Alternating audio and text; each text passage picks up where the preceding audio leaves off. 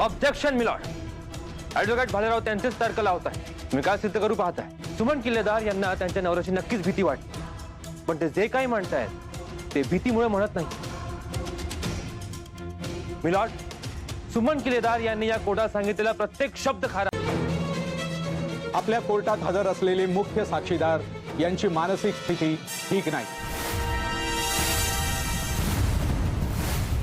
मी कोर्टासमोर एक मानसिक आरोग्य अहवाल सादर करतो.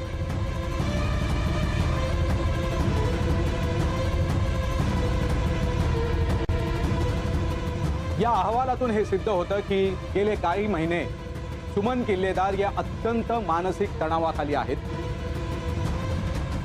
त्यामुळे त्यांची मानसिक अवस्था ही स्थिर नाही. नाही हे काय असेल हे समजून घेण्याची माणुसकी इथे प्रत्येकात असेल. मिलॉर्ड, माय लॉर्ड, मी सुद्धा सुमन किल्लेदार यांच्या मनाच्या अवस्थेबद्दलच बोलतो. सुमन किल्लेदार यांना किडनॅप करण्यात आलं होतं हे खरं आहे. एखाद्या व्यक्तीला कित्येक दिवस बांधून ठेवलं तर त्यांच्या मनाची अवस्था सैरभैर होते, आणि सुमन किल्लेदार यांना याच्यापेक्षा जास्त सोसावं लागतं, आणि म्हणूनच त्यांना मानसोपचाराची गरज भासते आणि ती ट्रीटमेंट घ्यावी लागते. पण माय लॉर्ड, अशा त्यामुळे त्यांची साक्ष या कोर्टात ग्राह्य धरली जाणार नाही.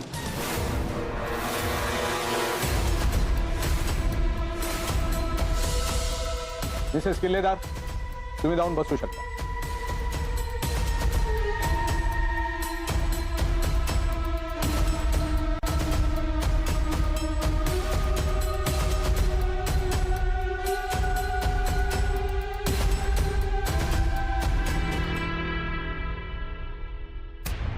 तुम्ही न घाबरता साक्ष दिलीत सुमन काकू. त्या वकिलांना काहीही बोलू द्या, विजय आपलाच होणार. कटाची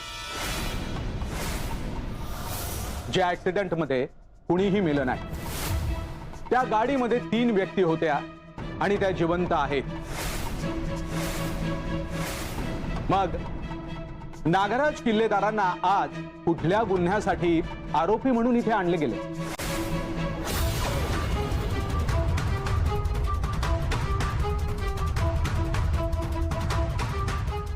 मिलॉर्ड, युअर ऑनर, मला थोडं बोलण्याची परवानगी हवी. Permission granted. Thank you your honour. तू असलेल्या माझ्या बायकोच्या, माझ्या मुलीच्या मानसिक छळाची केस आहे. या नागराज किल्लेदारमुळे माझी बायको तिच्या कुटुंबापासून दूर राहील. 22 वर्ष तिनं हलाखीत दिवस काढलेत, गरिबीत दिवस काढलेत. माझ्या मुलीला अनाथाश्रमात राहावं लागलंय.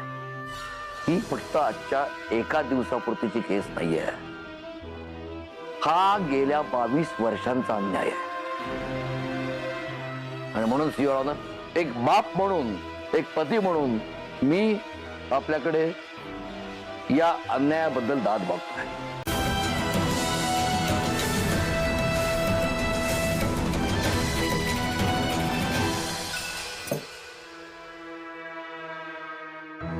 नागोबांनीच किल्लेदारला मारण्याचा कट रचला होता हे एकदाच ना कोर्टात सिद्ध होऊन जाऊ दे. म्हणजे तो नागोबा आणि तो महिपत दोघे खडी फोडायला जातील आणि मी मोकळा श्वास घेऊ शकेल. देवा, मी आजपर्यंत ना तुझ्याकडे काही मागितलेलं नाहीये, आणि जेव्हा काही मागितलं तेव्हा तू काही दिलेलं नाही. पण प्लीज प्लीज मी हात जोडते, माझी ही एवढी इच्छा पूर्ण कर प्लीज. मिस्टर रविराज किल्लेदार, तुमचा जो अपघात झाला त्याबद्दल तुमचं आणि नागराज किल्लेदार यांचं कधी बोलणं झालं? युअर ऑनर, गेल्या 22 वर्षामध्ये या विषयावर आमच्यात बऱ्याचदा बोलणं झालं, पण प्रत्येक वेळी नागराजनं सत्य माझ्यापासून लपवलं.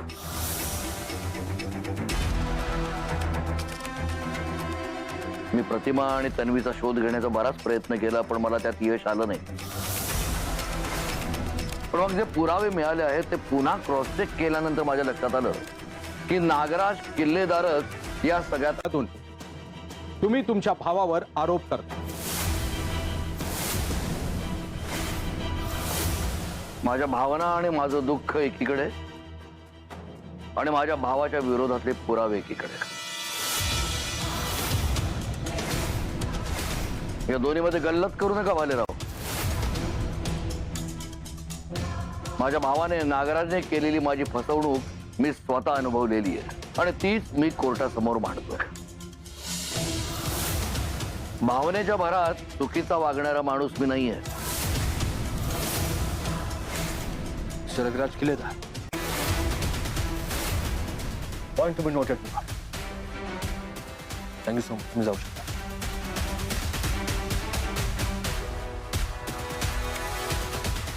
मिलॉर्ड, नागराज किल्लेदार यांनी त्या अपघातासाठी ज्याला सुपारी दिली होती त्या महिपत शिखरेला मला विटनेस बॉक्स मध्ये बोलवण्याची परमिशन हवी आहे. Permission granted. Thank you milord.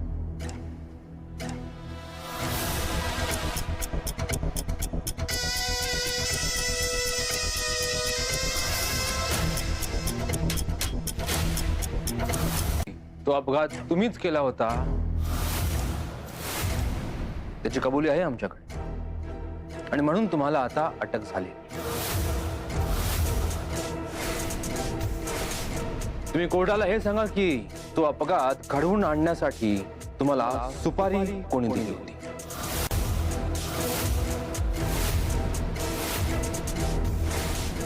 सांगा महिपत शिखरे. त्या अपघातासाठीची सुपारी तुम्हाला नागराज किल्लेदार यांनीच दिली होती ना?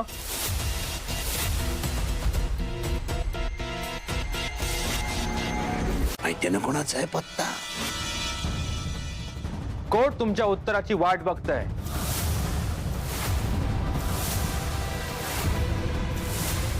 उत्तर द्या महिपत शिखरे. त्या अपघाताची सुपारी तुम्हाला नागराज किल्लेदार यांनीच दिली होती ना? बोला. ऑब्जेक्शन माय लॉर्ड. अर्जुन सुभेदार महिपत शिखरे यांच्याकडून त्यांना हवं ते जबरदस्तीने वदवून घेण्याचा प्रयत्न करतायत.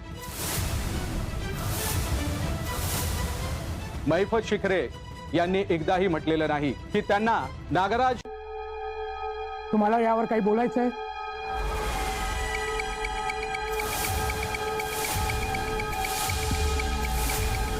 महिपत शिखरे काहीच बोलत नसल्यामुळे हे सिद्ध होऊ शकत नाही की त्यांना नागराज किल्लेदारांनी ऍक्सिडेंटची सुपारी दिली होती. इन्स्पेक्टर, महिपत शिखरेंना घेऊन जा.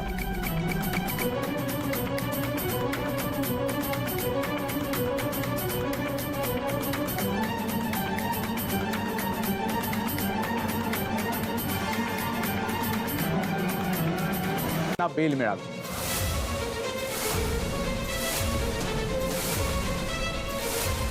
Objection milord. माझे पुरावे अजून संपलेले नाही.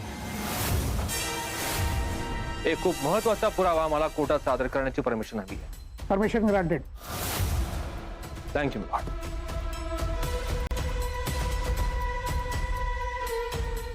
मिलॉर्ड, नागराज किल्लेदारांनी केलेल्या कटाची कबुली दिलेला व्हिडिओ आहे. मिलॉर्ड,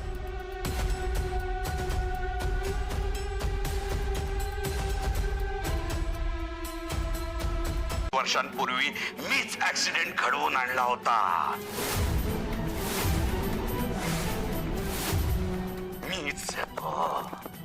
मीच येतो खरा मास्टर माइंड.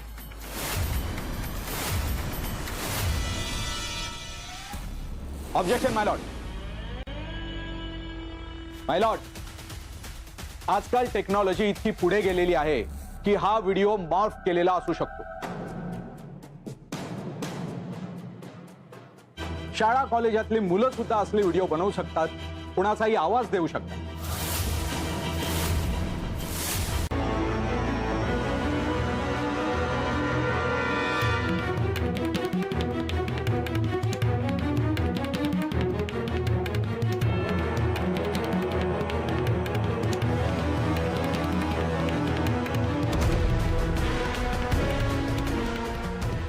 वर्षांपूर्वी किल्लेदारचा जो ऍक्सिडेंट झाला होता तो मीच घडवून आणला होता.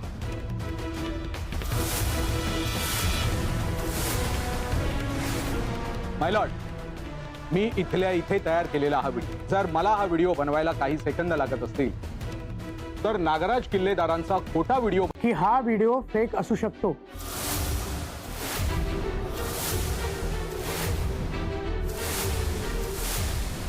त्यामुळे हा अंतिम पुरावा म्हणून पुरेसा ठरत नाही.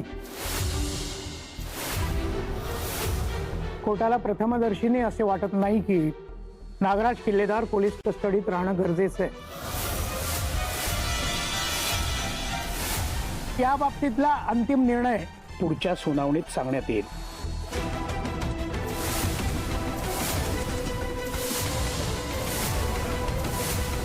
The court is adjourned.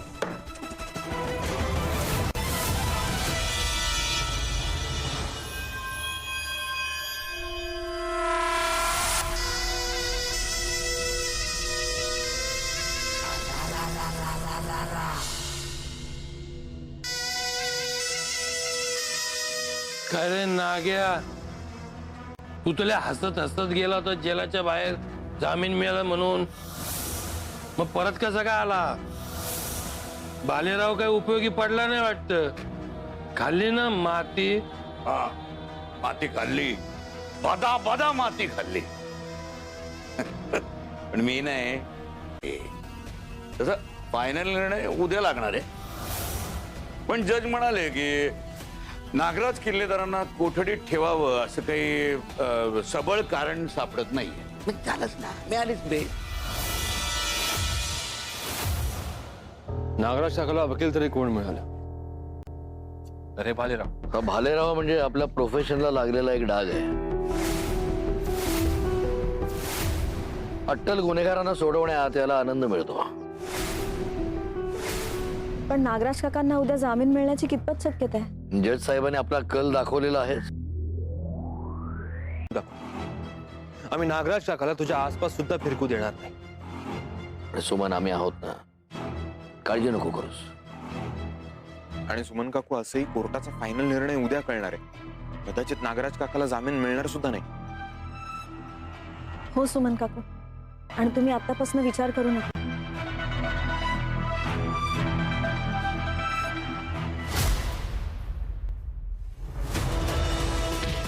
तुला फक्त एका गुन्ह्यासाठी बेल मिळाली आहे, पण तुझ्यावर असलेल्या बाकी आरोपांचं काय?